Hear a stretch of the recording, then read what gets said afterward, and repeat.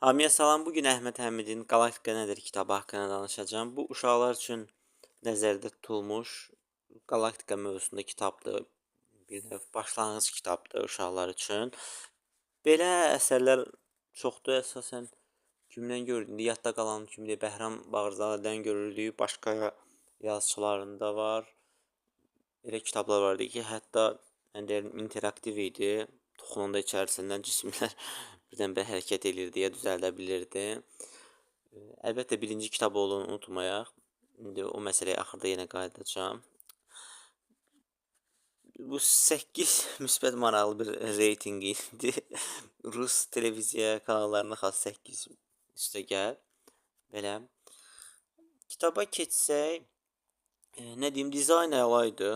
Dizayn çox qəşəng alınıb. Bircə belə problemlər var. Nə bilməyəm, bir neçə dənədir. Səhifə 34 idi deyəsən, orada cırtdan yazır, artdan yazıb. Ya privetrə, dəmir desən yüngül olmalıdır, orada ağırdır qeyd olunub. Sonra axırdakı qaynaqlanan, yəni qaynaqlanan yerinə başqa şey də yazmaq olardı. 8 yaşında uşaq birdən-birə necə deyim, törəmə sözlərlə bu kitabı atmaq düzgün deyil. Yəni təsirlənərək uşaqlıq maraqlarına əsaslanan ya da ora söykənən belə də ola bilər. Düzdür, bunu mən fikirləşməməliyəm. Kitabı mən yazmıram. Yenə də bu məsələyə də değinmək istədim. Dizayn məsələsini deyirdim. Əlhəsus orada ayın radiosu var. Ayın radiosu ilə yerin radiosunun müqayisəsi. Səhifə 14-15-də idi. O çox xoşuma gəldi. Bilmirəm, tam oturub ya yox. Həmin xəttkeşlə onu müqayisə eləyə bilmərəm. Amma mən bəyəndim onu. Başqa təsvirlər də var. Sadəcə müqayisəli şəkil kimi onu bəyəndim. Bir də maraqlı nüans var idi. Deyir ki, fərqli mövzularda kitabda az qala 10 kitab cavabladım. Yəni bu tipdə yaxşı kitabların bəlkə də carçısıdır. Bunun davamı olacaq başqa mövzularda. Balaca Şahzadə ilə başlamaq mən biraz necə deyim, qəribə gəldi. Elə bil ki, uşaqlıq mövzusunda kim də yazırsa deyirsə, həmin adam mütləq Balaca Şahzadə mövzusunu deyinməlidir. O söz keçməsə alınmır. Belə kitabın məğzinə qayıtsaq, ağır kütlənin kiçik kütləni cəzb etməsi mövzusu var idi. O çox xoşuma gəldi həqiqətən.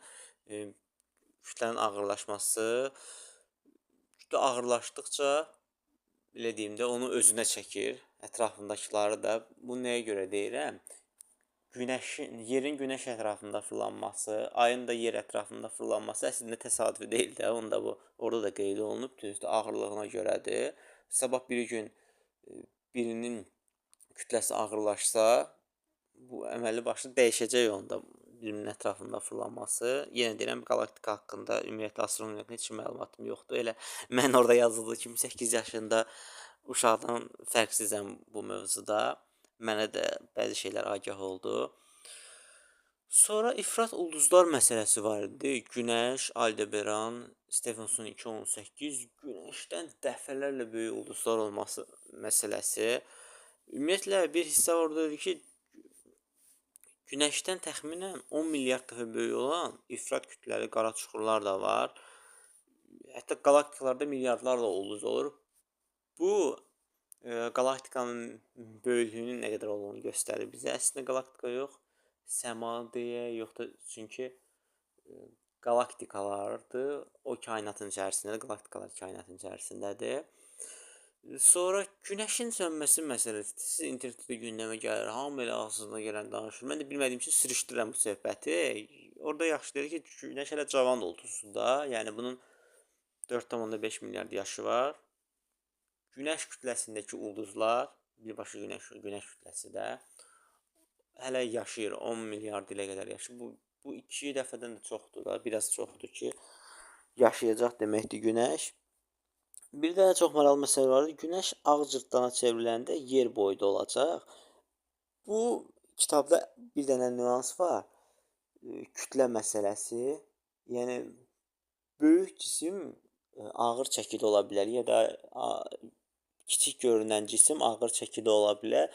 Müəyyən idman zallarında olur, balaca toplar qaldırırsan, yüksək ağırlıq, böyük ağırlıqda. Gözümdə onlar canlandı bunu oxuyanda. Onlar gözümdə canlandırıb günəşi, yeri belə fikirləşdim təxəyyülümdə. Sonra hər cismi sıxıb onu qara çuxura çevirə bilərik. Bu da maraqlıdır. Yəni yeri də sıxıb. İndi bizim gücümüz yoxdur əlbəttə. Başqa bir qüvvə lazımdır onu sıxsın. Qara çuxura çevirmək olar. Kitab haqqında mən indi bütün bu ağırlıqlardan, böyüklükdən danışdım. Nə bilim, qalaktikada milyardlarla ulduz olmasından danışdım. Mənə bu sualı yaratdı beynimdə. Birincisi, bizim necə kiçik bir zərrə də deməyəcəm, qum dənəsinin içərisindəki milyon dənə belə deyək də atomdan biri bilmirəm var ya yox. Ondan biri olduğumu fikirləşdim. Və digər tərəfdən də o birisi sualı verdim ki, əlbəttə bunu vermək olmaz. Əgər bütün bu cisimlər bir-birinə bu qədər uzaqdırsa, yəni heç cürə gedib çata bilmiriksə, biz niyə bunlarla maraqlanırıq? Bu sualı da verdim təbii ki. O bir tərəfdən də yenə dediyim kimi bu məncə daha mühümdür. Həyatımızın nə qədər mənasız olduğunu, gündəlik həyatdakı söhbətlərin, özün intriqaların necə əbəs olduğunu göstərir bu kitabdakı söhbətlər. Hə, bir məsələni demək yadımdan çıxdı. Yəni bu ilk kitabdır. Yenə deyirəm, ilk kitab üçün çox yaxşıdır. Uşaqlara nəyin necə olduğunu göstərir və axırda da deyir ki, mənim yenə müxtəlif suallarım var və o sualları başqa o birisi kitablarda cavablandıracağam. Böyük maraqla gözləyirəm.